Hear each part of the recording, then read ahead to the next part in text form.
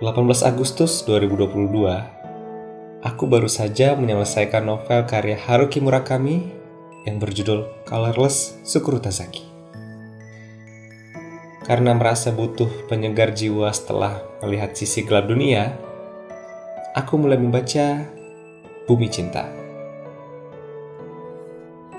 Aku ingat terakhir kali aku membaca buku Habibur Rahman itu sekitar tahun 2020 lalu.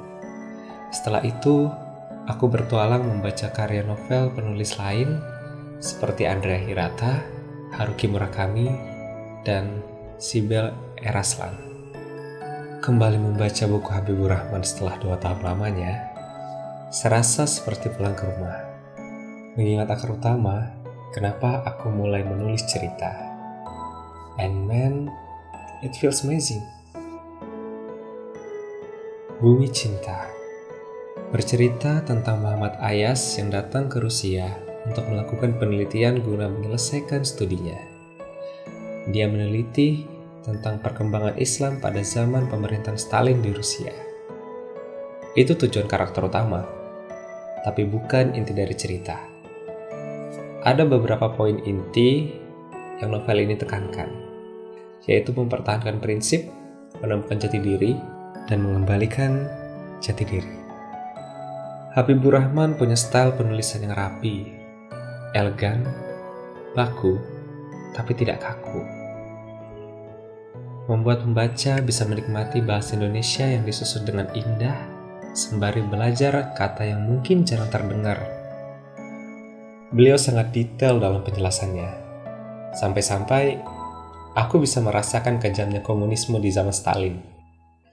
Itu kelebihan beliau, tapi jujur, bagiku itu juga kekurangan beliau. Begini, buku ini terdiri dari 546 halaman. Ada beberapa chapter yang menurutku bisa dipersingkat agar semangat pembaca itu tidak pudar.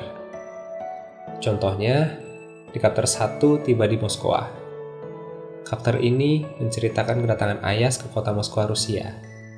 Di sini, Ayas sedang menuju ke apartemennya. Tapi dia baru sampai ke apartemen itu di chapter berikutnya.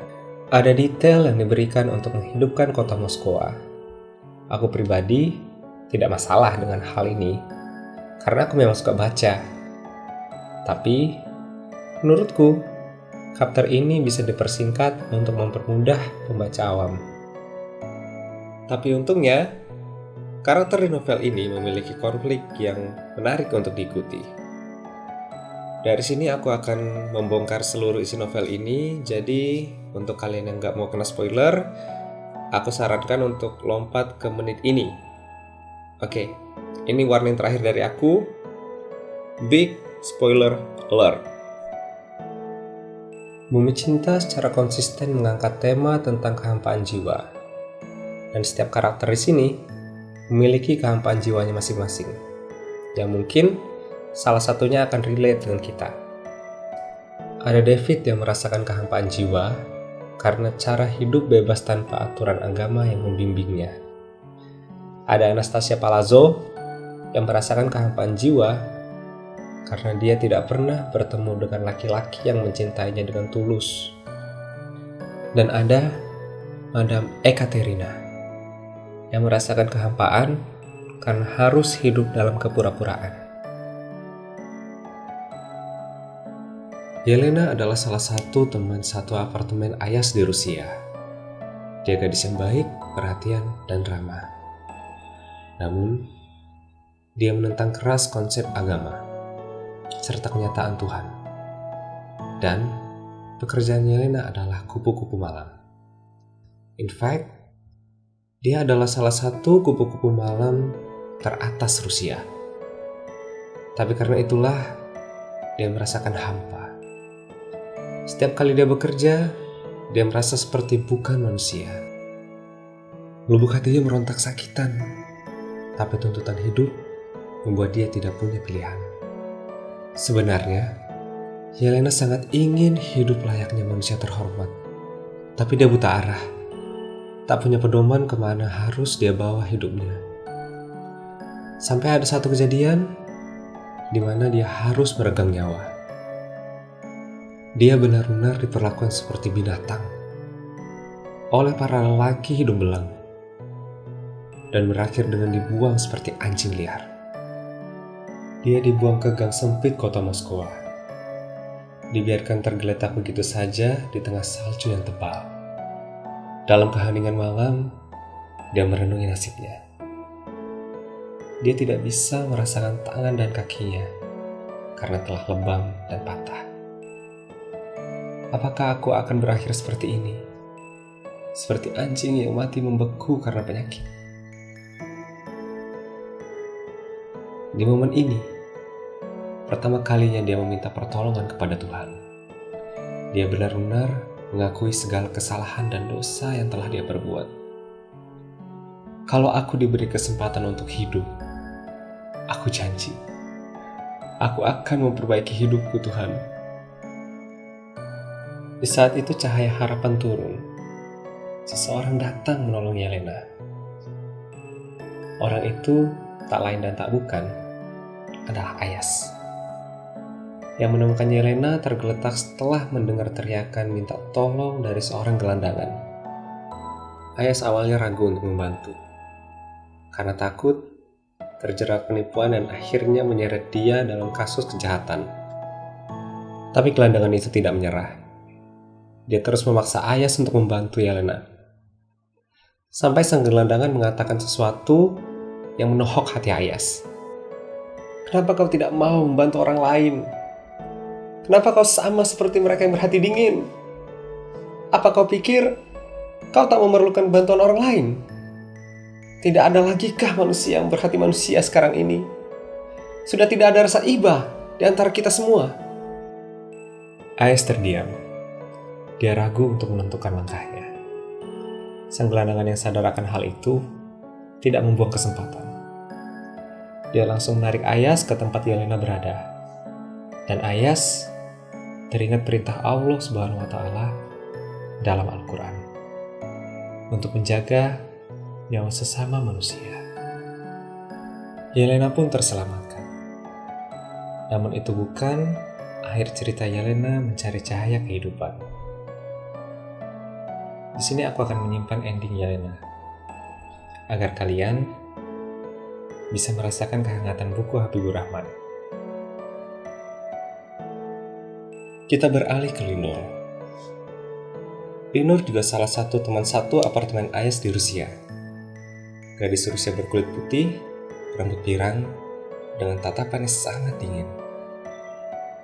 Satu kalimat Linur sudah menggambarkan bagaimana pandangannya tentang Ayas. Jadi, kamu masih menganut agama primitif itu? Aku pikir dia adalah karakter dengan humor yang buruk. Tapi seiring berjalannya cerita, terbongkarlah kenyataan kalau Linur adalah agen rahasia Yahudi cabang Rusia yang bertugas menggiring opini tentang Islam di Rusia. Doktrin Yahudi sangat kuat tertanam di benak Linur. Darahnya sangat dingin terhadap sekitarnya. Bahkan, Yelena pun hanya dilihat sebagai sumber informasi untuk Linur. Dan Ayas hanya dilihat sebagai kambing hitam. Seorang muslim tidak bersalah yang menjadi target empuk untuk menggiring opini Rusia. Dia sangat membenci Ayas, karena di matanya, orang muslim adalah virus bumi. Dia sampai di titik ingin mengurung Ayas di penjara. Tapi, dia juga punya hati nurani yang selalu ditepis dengan dalih, kami adalah kaum yang terpilih. Kita bisa melihat ini ketika Yelena dirawat setelah diselamatkan. Bahkan dengan Ayas, seiring berjalannya cerita, hatinya yang keras mulai mempertanyakan kebenaran. Ketika dia menerima misi untuk mengkambing hitamkan Ayas, dia bertanya, apa kita akan benar-benar menjadikan dia kambing hitam? Walaupun dia langsung menepis rasa iba itu. Satu pertanyaan itu cukup untuk memperlihatkan sisi baik Linur. Dan ini dipertegas lewat chapter pergi ke Kiev. Di chapter ini, Habibur Rahman benar-benar memperlihatkan sisi lain dari Lino, yang berhasil menghidupkan karakternya. Dan itu akan kusimpan untuk kalian. Dua karakter di atas benar-benar terasa perkembangannya sepanjang novel ini berjalan. Habibur Rahman sangat rapi menulis cerita mereka. Sayangnya, karakter yang paling sedikit perkembangannya adalah Ayas.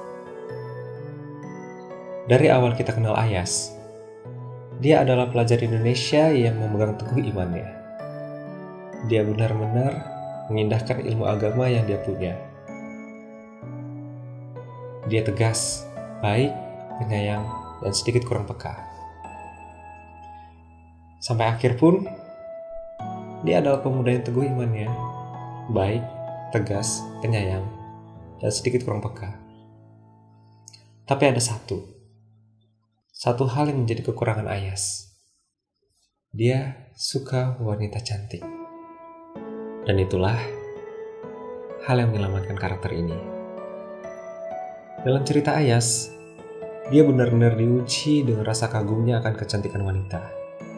Seperti cerita Yusuf dengan Zulaiha. Bahkan, Ayas sekalipun hampir terjerumus karenanya. Tapi, ketidaksempurnaan itulah hal yang membuat karakternya menjadi sempurna. Kita diingatkan, kalau seteguh apapun Ayas, sebagai manusia, dia tetaplah manusia. Novel Bumi Cinta diceritakan dari sudut pandang orang ketiga, agar kita bisa melihat bagaimana setiap karakter di sini menghadapi konflik mereka masing-masing. Novel ini bukan menceritakan tentang perjalanan Ayas, tapi novel ini menceritakan bagaimana mereka semua yang ada di sini menjadikan bumi ini menjadi bumi cinta. Bumi Cinta mendapat skor 8/10.